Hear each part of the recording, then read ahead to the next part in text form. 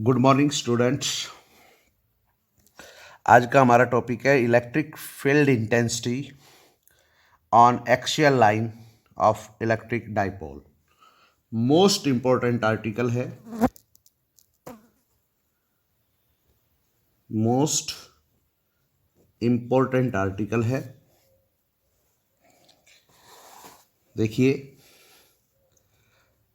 Electric field intensity electric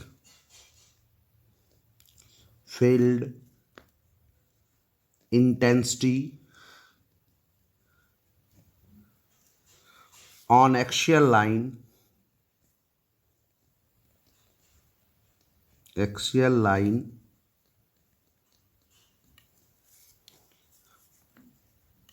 of electric dipole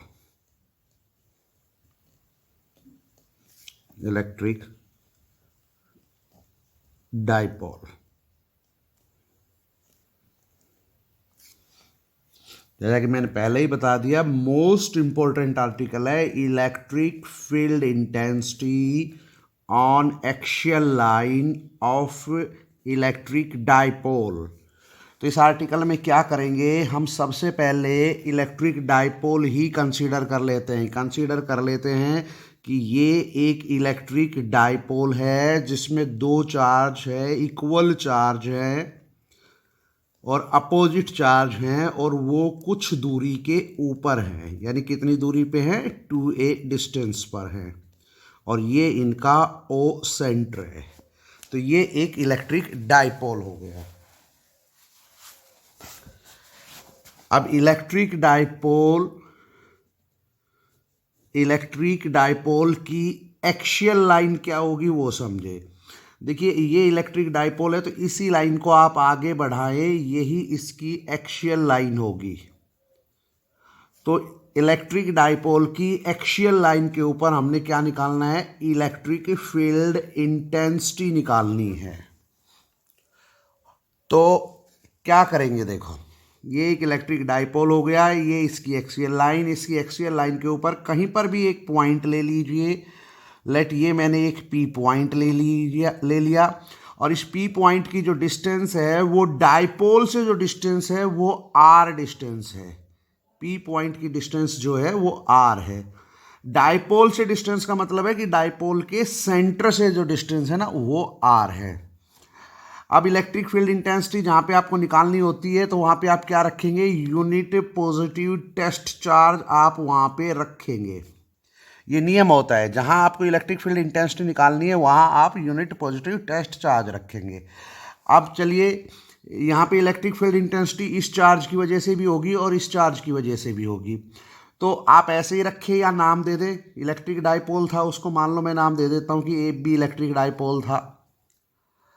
तो देखिए, minus Q की वजह से यहाँ पर इलेक्ट्रिक फील्ड इंटेंसिटी जो बनेगी उसे मान लो हम E1 कह देते हैं। तो देखो क्या होगा, if E1 is the electric field intensity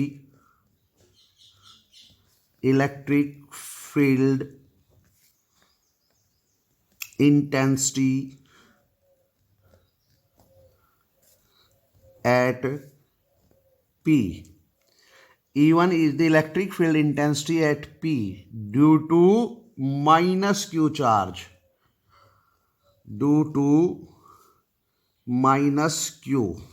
कितनी बनेगी देखो। तो जो इलेक्ट्रिक फील्ड इंटेंसिटी बनेगी E1 वो कितनी होगी? तो मैं उसका केवल मैग्नीट्यूड देख रहा हूँ, कितना होगा। देखिए, उसका मैग्नीट्यूड होगा 1/4 पाई एप्सिलॉन नॉट इनटू चार्ज। अब चार्ज कितना है? ये बहुत महत्वपूर्ण है। तो चार्ज का केवल मैग्नीट्यूड लेंगे, यानी Q है तो माइनस Q, लेकिन केवल क्या लेंगे? मैग्नीट्यूड अपॉन डिस्टेंस का स्क्वायर। तो यहां से यहां तक की डिस्टेंस कितनी बनेगी? AP का स्क्वायर। और ये कौन सी डायरेक्शन में गया ये भी लिखना पड़ेगा, अलोंग अब डायरेक्शन क्या होती है इलेक्ट्रिक फील्ड इंटेंसिटी की, वो होती है पॉजिटिव से नेगेटिव। तो देखिए यहाँ पर तो नेगेटिव चार्ज है और यहाँ पे पॉजिटिव चार्ज है, तो आपकी E1 की जो डायरेक्शन बनेगी ना वो ये बनेगी, पॉजिटिव से नेगेटिव ये डायरेक्शन, यानी अलोंग PA, अलोंग PA। इसी को ऐसे लिख दें 1/4πε0 इंटू Q अपॉन, अब ये दूरी कितनी है AP, देखिए यहाँ से यहाँ तक तो कितनी है R, और ये 2A थी, तो यहाँ से यहाँ तक कितना हुआ A, तो यहाँ से यहाँ तक तो A हो गया और यहाँ से यहाँ तक हो गया R, तो हो गया R प्लस A, तो ये हो गया R प्लस A और उसका स्क्वायर। डायरेक्शन कौन सी हो गई, अलोंग PA। तो हमने ये इलेक्ट्रिक फील्ड इंटेंसिटी E1 निकाल दी, यहाँ पे ये बनेगी। लेकिन इसी पॉइंट के ऊपर इलेक्ट्रिक फील्ड इंटेंसिटी तो इसकी वजह से भी होगी, प्लस Q चार्ज की वजह से भी, तो वो कितनी होगी वो भी देखते हैं। इफ E2 is the electric field intensity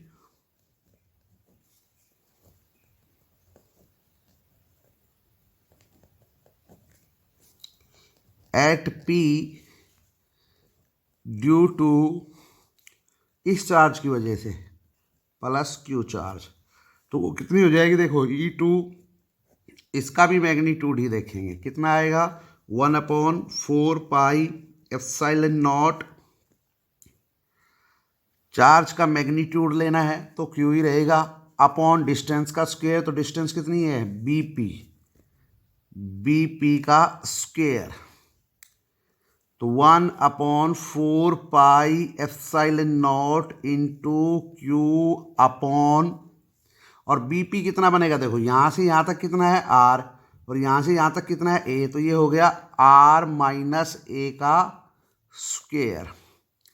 अब इसकी डायरेक्शन क्या होगी, तो डायरेक्शन होती है पॉजिटिव से नेगेटिव की तरफ। तो देखिए ये भी पॉजिटिव ही है, ये भी पॉजिटिव ही है, लेकिन ये मोर पॉजिटिव है, तो मतलब पॉजिटिव से नेगेटिव की तरफ, तो मतलब इससे उसकी तरफ होगी। हालांकि दोनों ही पॉजिटिव है लेकिन ये लेस पॉजिटिव है, तो फिर मोर पॉजिटिव से लेस पॉजिटिव की तरफ होगी, फिर वो होगी इस डायरेक्शन में E2।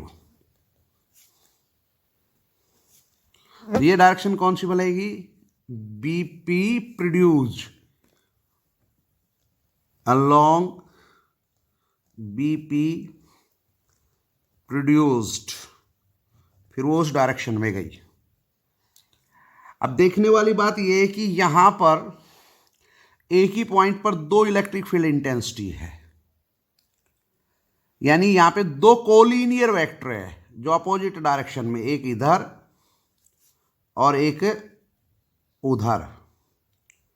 अब देखना पड़ेगा कौन सा ज्यादा, देखिए इसमें R प्लस A का होल स्क्वायर है डिनोमिनेटर में, और इसमें है R माइनस A का होल स्क्वायर डिनोमिनेटर में।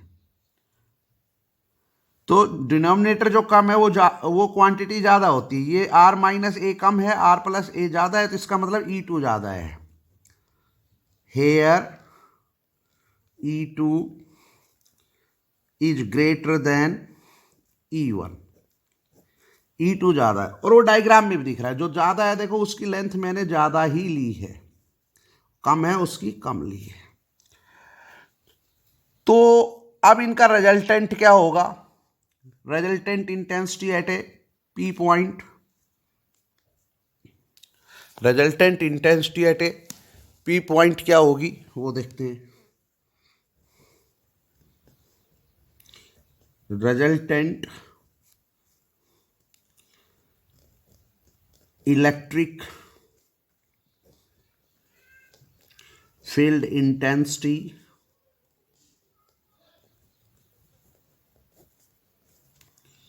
एट P, तो अब मैं रिजल्टेंट इलेक्ट्रिक फील्ड इंटेंसिटी देखना चाह रहा हूं, तो कितनी होगी, लेट मान लेते हैं वो E होगी, कितनी होगी, अब वो जो ज्यादा है उसमें से कम वाला घटा दो, तो E2 ज्यादा है तो उसमें से E1 घटा दो, तो कितना हो गया, E2 जो है उसमें से E1 घटा दें। तो कितना होगा, E2 कितना है देखिएगा, ये 1/4 पाई Q अपॉन R माइनस A का स्क्वायर, और इसमें से आप घटा दें 1/4 पाई Q upon R plus A का स्क्वायर। तो इलेक्ट्रिक फील्ड इंटेंसिटी जो रिजल्टेंट है वो कितनी आएगी, जब इसमें से उसको घटाएंगे तो क्या आएगा, Q upon 4 pi 1/R minus A का whole square minus 1/R plus A का होल स्क्वायर। और ये कितना हो जाएगा, इसको जब आप हल करोगे तो ये आएगा Q अपॉन 4 पाई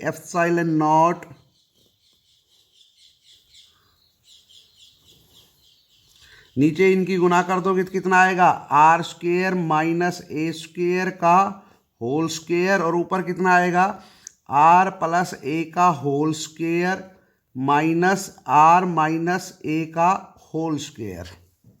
तो सिंपली जब इसको हल करोगे तो कितना आएगा वो लिख देते हैं। तो देखो जब इसको हल करोगे तो कितना आएगा, R square plus A square plus 2AR, और इसको खोलोगे तो कितना आएगा, R square A square 2AR। तो इसके हिसाब से तो क्या आना चाहिए था, ये प्लस और ये माइनस, लेकिन चूंकि बाहर माइनस है इसलिए सारे निशान पलट जाएंगे। तो ये भी माइनस, ये भी माइनस और ये प्लस, अपॉन R माइनस A का R स्क्वायर A स्क्वायर का होल स्क्वायर। और जब इसको हल करोगे तो देखो R स्क्वायर से R स्क्वायर कट जाएगा, A स्क्वायर से A स्क्वायर कट जाएगा, टोटल आएगा 4AR upon R square minus A square का होल स्क्वायर। अब यह ध्यान देना, मैं थोड़ा सा ये जल्दबाजी में लिख गया, यहाँ पे क्या होगा, Q अपॉन 4 पाई की गुना भी है इसके साथ, यानी Q अपॉन 4 पाई भी है इसके साथ। वो तो था ना यहाँ पे, तो वो यहाँ भी रहेगा, यहाँ भी रहेगा। अब इसी चीज को कैसे लिख दूं,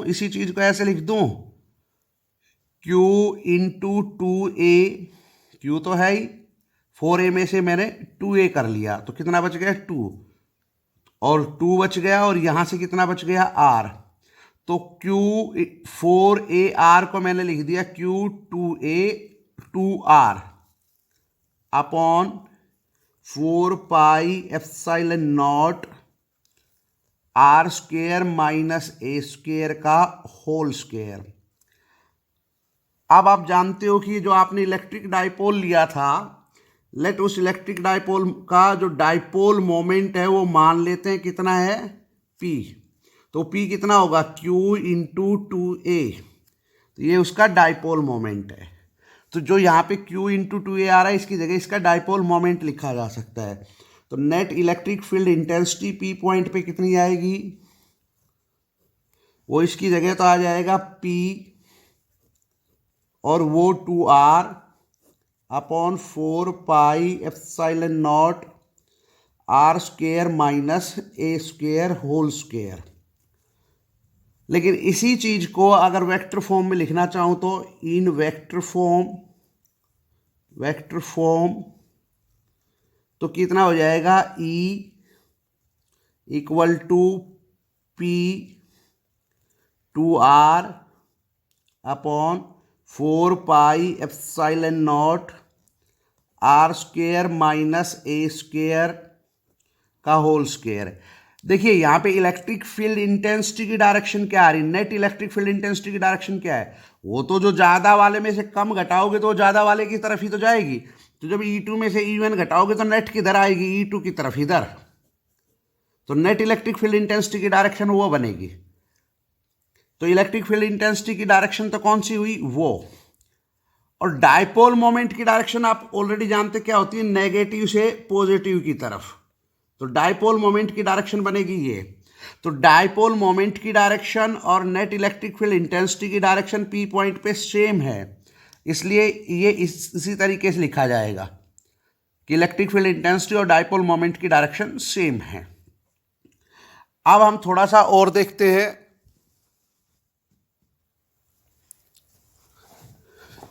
तो थोड़ा सा और देखेंगे तो क्या करेंगे, अगर डायपोल शॉर्ट होता तो क्या होता। If dipole is short, if dipole is short, short का मतलब ये है कि डायपोल की लेंथ काफ़ी कम है जो दूरी है उसके मुकाबले, पी पॉइंट की जो दूरी है उसके मुकाबले। मतलब मैं ये कहना चाह रहा हूँ कि 2a जो है वो very very less than r है। तब आप क्या कर सकते हैं, तब आप ए को नेग्लेक्ट कर सकते हैं आर के कंपैरिजन में। Then neglect A as comparison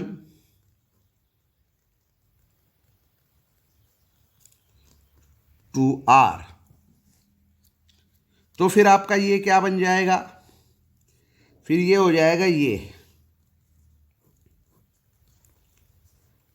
P two R upon 4 pi epsilon not और R square minus A square whole square. तो यहाँ आर के मुकाबले ए को क्या कर देंगे, नेग्लेक्ट। तो कितना बचेगा, सिर्फ आर स्क्वेयर और उसका भी स्क्वेयर, तो आर की पावर 4। तो कितना आ जाएगा ये, P 2 भी रहेगा लेकिन आर से आर कटेगा तो कितना बचेगा, 4 pi epsilon naught R cube. फिर आपका ये बचेगा। अच्छा, इसकी डायरेक्शन क्या होगी, ये भी बात है ना, अलोंग। तो नेट इलेक्ट्रिक फील्ड इंटेंसिटी की डायरेक्शन तो वो बनेगी पे ज़्यादा वाले में से कम घटाओगे तो ज़्यादा वाले की तरफ ही बनेगी, यानी along BP produced, BP produced. तो जो बीपी प्रोड्यूस किया है उसी डायरेक्शन में रहेगी। यहाँ पे ध्यान दीजिए